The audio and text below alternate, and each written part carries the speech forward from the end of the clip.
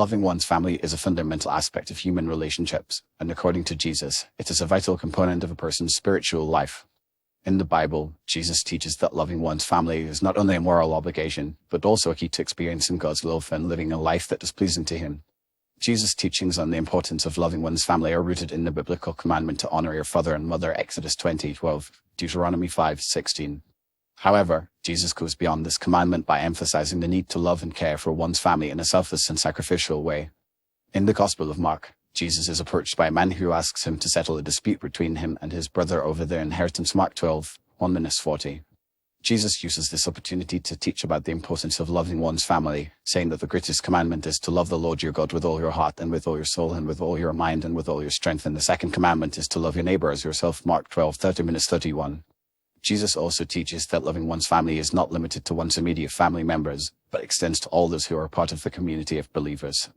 In the Gospel of John, Jesus says that his disciples are his family, and that those who do the will of God are his mother, brother, and sister. John 19:25-27, Matthew 12:46-50, Mark 3:31-35. This expands the concept of family to include all those who are united in their love for God and their commitment to following his teachings. In addition to teaching about the importance of loving one's family, Jesus also models this behavior in his own life. Jesus' love for his family is evident in the way he cares for his mother, even from the cross.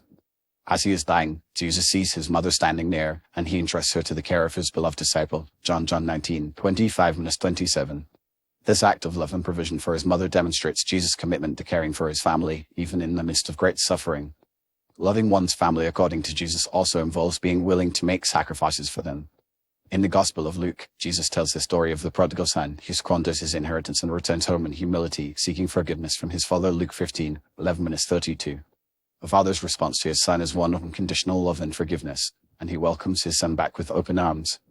This parable teaches that loving one's family involves being willing to forgive and show mercy, even when they have failed or made mistakes.